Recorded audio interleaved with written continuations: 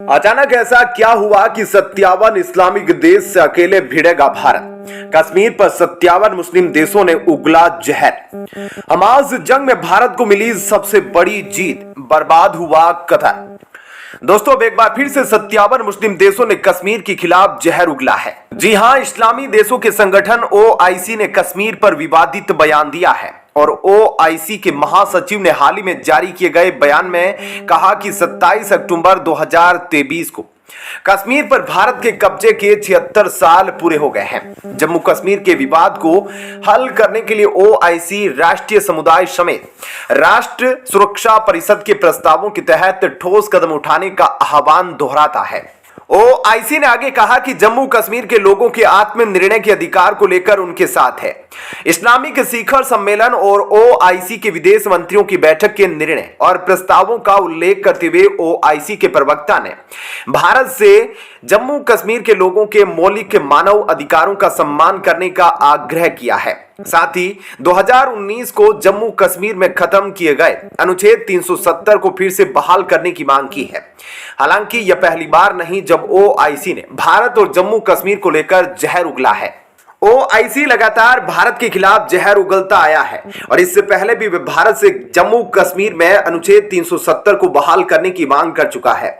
साथ ही कश्मीर में हो रहे डेमोग्राफिक बदलाव को भी रोकने की मांग कर चुका है। ऐसे में ओआईसी के बयान के पीछे पाकिस्तान का हाथ बताया जा रहा है ताकि अंतर्राष्ट्रीय स्तर पर भारत के ऊपर दबाव बनाया जा सके।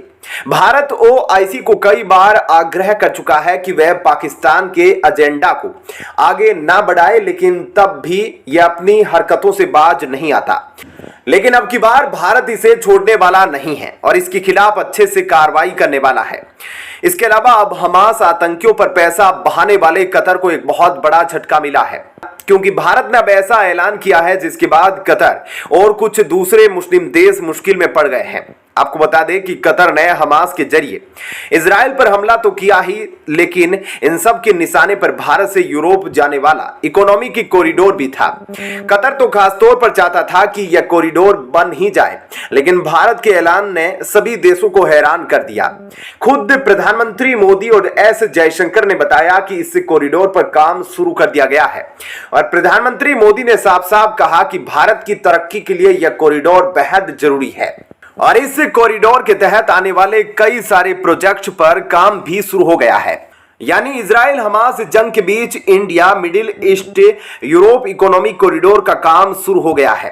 कतर जैसे देश का मानना था कि यह इकोनॉमिक कॉरिडोर इजराइल और सऊदी अरब के बीच दोस्ती करवा देगा, सऊदी अरब और यूएई को मालामाल कर देगा, यहां तक कि भारत को भी ग्लोबल पावर बना देगा। इसलिए इस कॉरिडोर को रोकना जरूरी है। लेकिन भारत विरोधी इन सभी देशों के सारे षड्यंत्र चकनाचूर हो गए हैं। भारत ने इस कॉरिडोर को शुरू करने का ऐलान ऐसे वक्त पर किया है जब इजराइल ने हमास पर अपने हमलों को बढ़ा दिया है। ऐसे में इस कॉरिडोर पर अपना काम शुरू करके भारत ने कई मुस्लिम देशों की दुकानों को बंद कर दिया, क्योंकि इन मुस्लिम देशों की दुकान इजराइल और फिलिस्तीन जंग को भड़का कर चलती है। फिलिस्तीन को सबसे ज्यादा फंडिंग सऊदी अरब से ही मिलती है, लेकिन भारत के इस कॉरिडोर का मतलब यह है कि इजराइल और सऊदी अरब को दोस्ती करनी होगी। कुछ मुस्लिम देशों को लगा कि अगर इस कॉरिडोर के चक्कर में सऊदी अरब और इजराइल करीब आ गए तो कट्टर जिहाद से होने वाली कमाई रुक जाएगी। इसलिए मुस्लिम देशों ने सऊदी अरब और इजराइल के बीच लड़ाई करवाने के लिए हमास को चुना और उनका मकसद यह था कि जब यह लड़ाई ज्यादा बढ़ जाएगी तो सऊदी अरब अपने आप को इस कॉरिडोर से बाहर कर लेगा। लेकिन भारत और अमेरिका ने अपनी डिप्लोमेसी के चलते सऊदी अरब और इजराइल के बीच दरार नहीं आने दी, जिसका नतीजा यह निकला कि भारत ने इस कॉरिडोर का काम अब शुरू कर दिया है। ऐसे में क्या कहना है आपका इस खबर पर कमेंट सेक्शन में जरूर बताएं। वीडियो को लाइक शेयर जरूर कीजिएगा। चलिए अब जान लेते हैं एक और बड़ी खबर।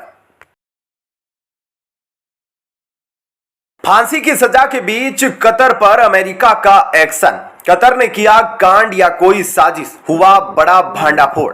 आगे क्या होगा भारत कतर के बीच? दोस्तों, हाल ही में जो बड़ी खबर आई कि भारत के 8 नौसैनिक अधिकारियों को मौत की सजा सुना दी गई। और यह कैसे क्या था, तो आपको बता दें कि यह नेवी के अफसर 3-4 सालों से कतर में एक कंपनी थी, उस कंपनी के साथ मिलकर वहां सर्विस और ट्रेनिंग दे रहे थे। 3-4 सालों से सब कुछ ठीक चल रहा था, लेकिन अचानक पिछले साल कतर को लगने लगा कि यह उनकी जासूसी करते हैं और उनको तुरंत गिरफ्तार कर लिया गया और जेल में डाल दिया गया। फिर अचानक 1 साल बाद यह खबर आई कि ट्रायल पूरा हो गया है और ट्रायल के आधार पर जो जजमेंट सामने आई है वह इनके खिलाफ है और इसलिए इन्हें मौत की सजा दी जा रही है। और हैरानी की बात तो यह है कि जिस समय इन्हें पकड़ा गया तब कंपनी के मालिक को भी पकड़ा गया था, जो ओमान के रहने वाले थे, लेकिन उन्हें बाद में छोड़ दिया गया। यह केस क्यों बनाया गया, इसके क्या सबूत है, इसके बारे में यानी इस केस के बारे में किसी को कोई जानकारी नहीं। यहां तक कि जो पत्रकार इस मामले को हैंडल कर रहे थे उन्हें भी कतर के द्वारा निकाल दिया गया था, जबकि भारत सरकार ने कहा कि हम सारी लीगल चीजों को देख रहे हैं। ऐसे में या तो भारत कतर के जुडिशियल सिस्टम के हिसाब से चले, या अगर वहां अपील करने का प्रोसेस नहीं है तो भारत अंतर्राष्ट्रीय कोर्ट में जा सकता है, या फिर डिप्लोमेटिक प्रेशर बना सकता है, या फिर एनजीओ या सिविल सोसाइटी इसमें कुछ कर सकते हैं। देखा जाए तो कतर के साथ भारत के द्विपक्षीय रिश्ते हैं और भारत का व्यापार भी चलता है और कतर 360 वाला फॉर्मूला अपनाता है कि सबके साथ हमारी दोस्ती है और कहता है कि उसने अमेरिका को सबसे बड़ा मिलिट्री बेस दिया है कि आप यहां पर अपनी सेना उतारो। इसके अलावा कतर का कहना है कि उसने हमास के लिए भी पॉलिटिकल ब्यूरो दिया है, साथ ही हमास को पैसे भी दिए हुए हैं और हमास के लीडर को अपने यहां पर घर भी दिया हुआ है। और ऐसा कहा जाता है कि हर साल हमास को कतर से अच्छा खासा पैसा दिया जाता है। ऐसे में कतर की फॉरेन पॉलिसी 360 डिग्री वाली है, जिसका परिणाम यह है कि इस वक्त अमेरिका को बंधकों को छुड़ाना है तो अमेरिका कतर से बात कर रहा है, क्योंकि अमेरिका बंधकों को छुड़ाने में लगा है कि किसी तरीके से बंधकों को छुड़ाया जा सके। और इसी वजह से अब कतर पर अमेरिका एक्शन शुरू कर गया है ताकि इजराइल हमास युद्ध के दौरान जिन लोगों को बंधक बनाया गया हमास द्वारा उनको जल्द से जल्द छुड़ाया जा सके, क्योंकि उन लोगों में अमेरिका के नागरिक भी शामिल हैं। और कतर के राष्ट्रीय अध्यक्ष यूएन में कह रहे हैं कि इजराइल को कोई हक नहीं कि वो अनकंडीशनल तरीके से फिलिस्तीनियों को मारे। और इन सब के बीच एंटनी ब्लिंकन खासतौर पर कतर के राज्य अध्यक्ष से मिलने गए हैं। लेकिन अब इन सारी चीजों के बारे में इसलिए बातें हो रही है क्योंकि कुछ एक्सपर्ट ये मान रहे हैं कि कतर का इस वक्त भारत के ऊपर इस तरीके का फैसला लेना भारत को कूटनीतिक रूप से दबाव में डालना है, ताकि भारत दबाव में रहे और दबाव में रहकर इजराइल से थोड़ी दूरी बनाकर रखे। अब आप सोच रहे होंगे कि कतर के मामले में भारत दबाव में क्यों रहेगा, तो आपको बता दें कि कभी भी किसी देश से अपना व्यापार इतना नहीं बढ़ा लेना चाहिए कि उस पर पूरी तरह से निर्भर होना पड़े। और अभी जो कतर के लिए सिचुएशन है वह बहुत ज्यादा फायदेमंद है, क्योंकि रूस के ऊपर प्रतिबंध लगा हुआ है और कतर से यूरोप भी तेल और गैस ले रहा है, भारत भी गैस ले रहा है और दुनिया के कई देश गैस ले रहे हैं। ऐसे में कहीं ना कहीं उनकी कतर के ऊपर निर्भरता है, चाहे कुछ भी हो। अपनी निर्भरता को देखते हुए सब इस वक्त सीधे तौर पर कतर को दोष नहीं दे रहे, भारत के साथ भी यही चीज है।